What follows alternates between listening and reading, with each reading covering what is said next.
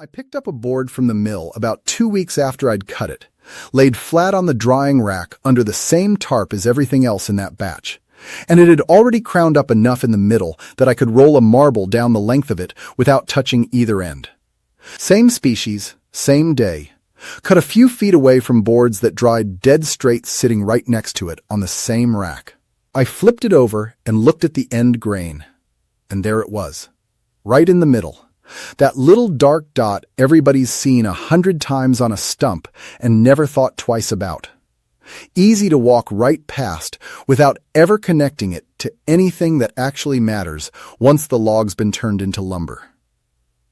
The pith. That one detail decides more about whether a board warps than almost anything else I've talked about on this channel, and today I want to show you the actual fix loggers and sawyers have been using for it since long before anybody called it juvenile wood. A fix that costs you exactly nothing to learn and only a little in yield once you actually put it into practice. Let's get into it. If you're new here, hit subscribe, because I get into this kind of real, tested forestry knowledge pretty regularly. I made a video a while back about why modern lumber's full of knots, tracing that back to short forestry rotations and trees getting cut down before they've had time to clear their lower branches. That's still true, and it's still a real problem worth understanding. But it's not the whole story. And honestly, it's not even the biggest factor in why a board warps on you specifically once you get it home and start using it. Knots are a strength and appearance problem. Something you can usually see coming and cut around when you're laying out a project, right there on the surface for anybody willing to look before they buy. Warping is a different animal entirely, sneakier, showing up days or weeks after the fact, instead of right there on the surface where you can spot it at the lumberyard, waiting until you've already committed the board to a project before it decides to reveal itself.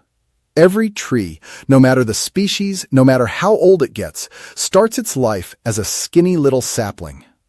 And the wood that tree lays down, in roughly its first 10 to 20 years of growth, is fundamentally different from everything it grows after that.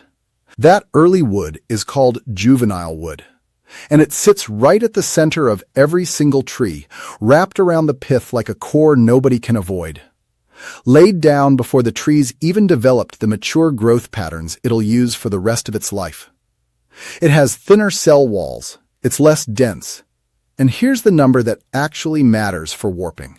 It can shrink lengthwise along the grain up to 10 times more than the mature wood surrounding it. 10 times. That's not a small difference you can shrug off or plane away after the fact. When a board contains both juvenile wood and mature wood shrinking at wildly different rates as it dries, something has to give, and what gives is the board twisting, crowning, or cupping right in front of you. Sometimes within days, sometimes not until it's already been nailed into a wall and the damage is a lot more annoying to deal with. Here's the part that connects this back to why modern lumber specifically has gotten worse. Every tree has a juvenile core, old growth included. There's no escaping it.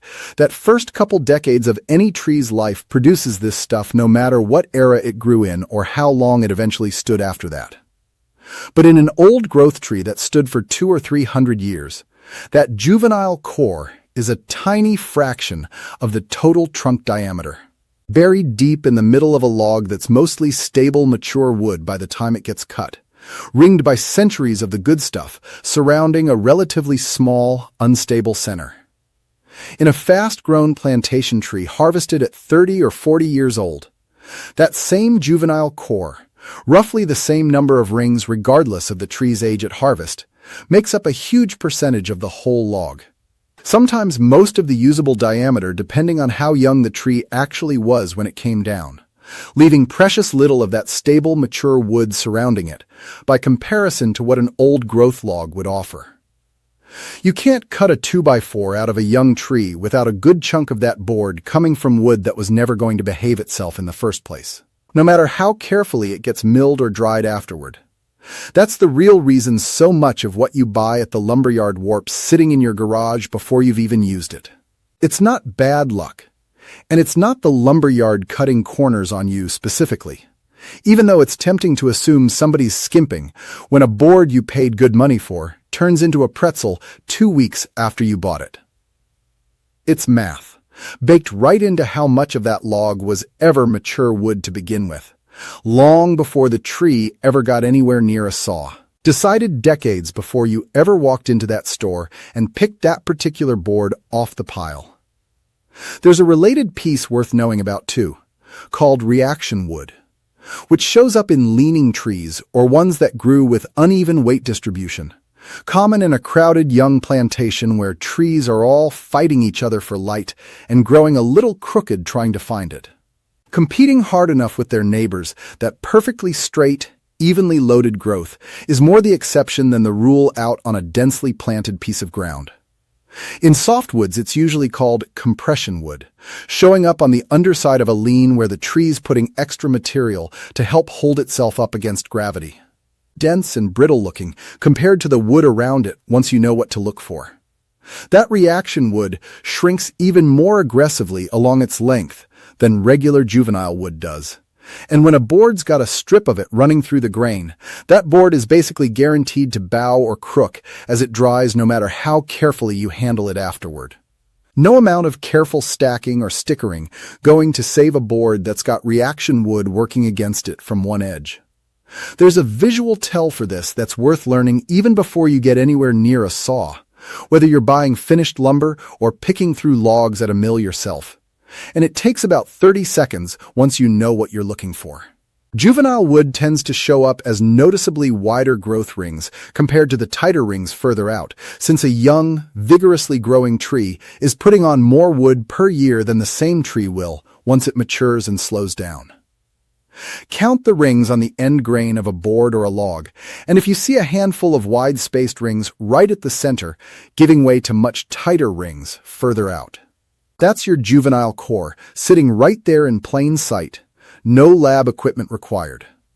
Just a decent eye and a willingness to actually look at the end grain, instead of just checking the face of a board for obvious defects the way most people do at the yard. Glancing over the surface for splits and knots, while completely ignoring the one piece of information that actually tells you whether the thing's going to stay straight. Comment down below if you've ever bought lumber that warped on you within days of getting it home, because I'd bet good money that if you went and looked at the end grain on those boards, you'd find that pith sitting right in the middle or close to it, and I'm curious how many of you have made that connection yourselves, versus just chalking it up to bad luck with a particular batch. Or blaming the store instead of the tree it actually came from. So here's the solution. The one loggers and sawyers have quietly been using for about as long as there have been sawmills. And it doesn't require waiting 150 years for old growth to come back the way my last video on this ended up concluding, which I know left some of you feeling like there wasn't much to actually do about any of it besides wait a lifetime you don't have. It's called boxing the heart. And the idea is simple even though it takes some practice to do well. When you're milling a log, instead of just slicing straight through it end to end the fast, efficient way, you deliberately mill around the pith, keeping that unstable juvenile core contained inside its own separate piece instead of letting it run through the middle of your best boards.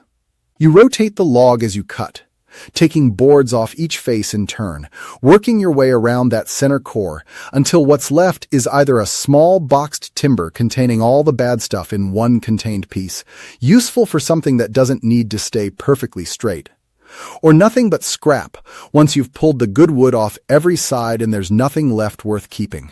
The whole process taking noticeably longer than just running the log straight through once from end to end the way you would if yield mattered more to you than stability.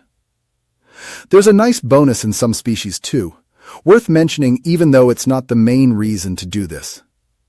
Boards cut this way, closer to quarter sawn, can show off a figure called ray fleck in species like oak. These bright, shimmering streaks running across the grain where the wood's medullary rays get exposed at that steeper cutting angle. A detail furniture makers pay a real premium for, even though most of them probably don't think much about the pith avoidance that made it possible in the first place. It's not why I'd bother boxing the heart in the first place. Stability matters a lot more to me than looks on most of what I'm cutting, but it's a genuinely nice thing to end up with almost as a side effect of doing the stability side correctly. The boards that come off this way, from outside that juvenile core, end up looking a lot like quarter-sawn or rift-sawn lumber almost by accident. Because you're naturally cutting with the grain running more consistently instead of straight through a shrinking, unstable center, the growth rings intersecting the board face at a steeper angle than you'd get from just slicing the whole log flat. They cost you some yield. There's no way around that. You're getting fewer usable board feet out of a given log than you would slicing straight through the whole thing, including the pith, since you're deliberately sacrificing the most efficient cutting pattern for one that keeps working around a center you're trying to isolate. But what you get back is lumber that actually stays straight, which is worth more to me than a few extra board feet of stuff I'm going to end up throwing away anyway once it crowns up on the rack a couple weeks after I cut it. Exactly the way that board I started this video with did, sitting there useless after all the fuel and time it took to get it that far. If you don't have a mill and you're buying dimensional lumber at the yard, there's still a version of this trick available to you, and it's one of those things that sounds almost too simple to actually work, which is exactly why I want to walk through it slowly instead of just mentioning it in passing. Buy the widest board you can, a 2x10 or a 2x12, instead of a 2x4, and rip it down yourself once you get it home with whatever saw you've already got. The pith runs down the center of that wider board almost every time, visible right there on the end grain if you know to look for it before you even buy it, and when you rip it into narrower pieces, you can throw away the center strip where the pith actually is and keep the two outer strips, which are functionally the same as those quarter-sawn pieces coming off a mill that's deliberately boxing the heart. You end up paying for a little extra material you're going to cut away and toss, more than you'd spend just grabbing a pre-cut 2x4 off the shelf, but you walk away with narrower boards that are dramatically more likely to actually stay straight than anything you'd have pulled off the shelf as a pre-cut 2x4, which almost always has that pith running right down its center, because that's the most efficient, cheapest way for the mill to have cut it in the first place, maximizing their yield at the expense of exactly the stability you're now trying to buy back with a rip cut in your own garage. That boxed-out core doesn't have to just become firewood or scrap either. Worth mentioning, since I know some of you are going to ask, and I'd rather answer it here than leave you wondering what happens to the rest of that log once the good boards are off it. A timber with the pith deliberately centered inside it, boxed dead in the middle instead of running along one edge, can actually be a stable enough product for certain uses. Mostly big structural beams, where the piece is thick enough that the juvenile wood only makes up a small fraction of the total cross-section instead of the whole thing. Timber framers have a name for this, boxed heart, and it's a completely different strategy from what I'm talking about for regular dimensional lumber. Useful specifically because a big enough timber dilutes the juvenile core's influence over the piece as a whole. The ratio of stable outer wood to unstable center working in your favor once the timber's thick enough on every side. For a 2x something you're planning on using for framing or furniture, that math doesn't work in your favor the same way. The core's just too big a percentage of a small board to dilute away no matter how you orient the cut. But it's worth knowing boxing the heart isn't only about waste. Sometimes it's actually the right call for a specific application, instead of just the compost pile. Getting good at reading a log before you ever put a saw to it is honestly the harder skill here, more than the actual cutting technique itself. You're trying to picture, before you've made a single cut, where that pith sits, whether the log's leaning enough to have reaction wood mixed in, and how you're going to rotate it to get the most usable material off each face without running back through that unstable center more than once. Essentially planning out the whole cutting sequence in your head before the blade ever touches bark. I still get it wrong sometimes, cutting a face I thought was clear of the core only to find I'd misjudged how much the pith wandered off center partway up the log, which happens more than you'd think in a tree that didn't grow perfectly straight and true its whole life, curving slightly one way then another as it worked around whatever was competing with it for light along the way. That's part of why this stays a skill you build over seasons of milling instead of something you can just read once and immediately do perfectly. The same way most trade skills actually work no matter how clearly somebody explains the theory behind them. I want to be honest about what this does and doesn't fix. Because I don't want to oversell a technique that's genuinely useful but not magic. Especially after a video where I already told you straight that there's no quick fix for old growth taking centuries to grow. Boxing the heart doesn't make a young, fast-grown tree suddenly behave like old growth. And I don't want anybody watching this thinking they've found some secret loophole around everything I said in that last video. The wood outside that core still has more juvenile adjacent material in it than an old-growth log would, just by virtue of coming from a younger tree overall. Closer rings, less total mature growth surrounding whatever you manage to cut around. What it does is keep the worst of it, the actual pith and the wood immediately surrounding it, contained and separated from your best material instead of running straight through the middle of every board you cut, which is a meaningful improvement even if it's not a complete solution to the underlying problem. It's a mitigation, not a cure, and it comes with a real cost in yield that you have to accept if you want the stability on the other end. Less usable lumber out of the same log in exchange for what you do get actually behaving itself once it's in your project. A trade-off that's worth making for anything you care about staying straight, but maybe not worth bothering with. For scrap, you're just going to throw studs into a wall with anyway. Anybody telling you there's a free way to get old-growth stability out of young-growth wood is selling you something that doesn't exist.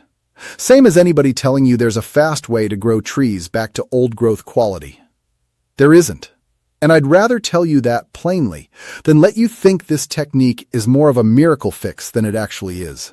This is just the best workaround available for the wood we've actually got to work with right now, given the forests we actually have, instead of the ones we might wish we still did.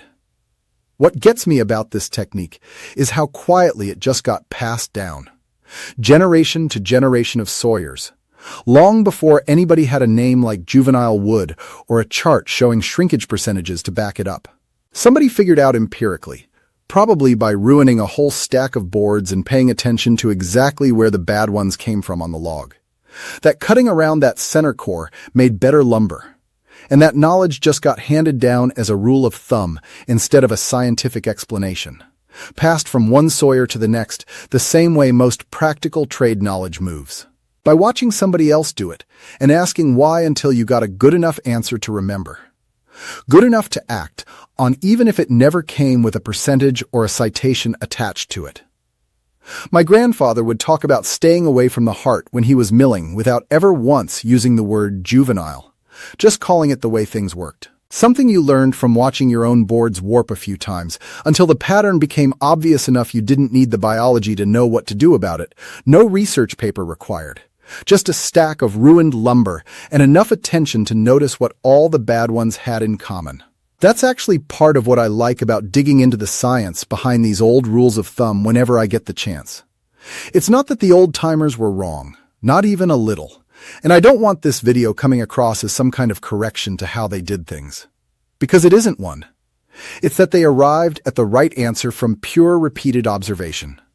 Decades of watching which boards stayed straight and which ones didn't. Long before anybody had the equipment to actually measure why. Working purely off pattern recognition, built up over a working lifetime instead of a lab full of instruments.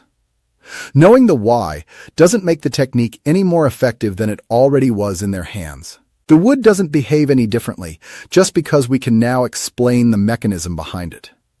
It just means when I'm standing at my own mill explaining to somebody why I'm rotating this log instead of just slicing straight through it, I've got a reason beyond that's just how you do it. Even though that's really all the reason it ever needed in the first place. And honestly might still be the more honest answer most days when I don't feel like getting into cell wall structure with somebody who just wants to know why the log's spinning around on the bed instead of getting cut straight through. If you're milling your own lumber, or even just picking through a stack at the yard trying to find boards that'll actually stay straight, take a look at the end grain before anything else, before you even think about how a board looks on its face. Find the pith, and either steer clear of boards where it runs anywhere near the center, or plan on ripping it out yourself once you get the material home, instead of just hoping for the best and finding out 3 weeks later on the drying rack the same way I did. It won't get you old growth quality out of a young tree. Nothing will. No technique or trick changes how many rings a tree actually had time to grow before somebody cut it down. But it's the difference between a board that does what you need it to do and one that's crowned up like a banana on the rack before you've even had a chance to use it. And after enough ruined boards, that difference stops feeling like a minor detail and starts feeling like the whole game. I'm Cole Ashford. Thank you for listening.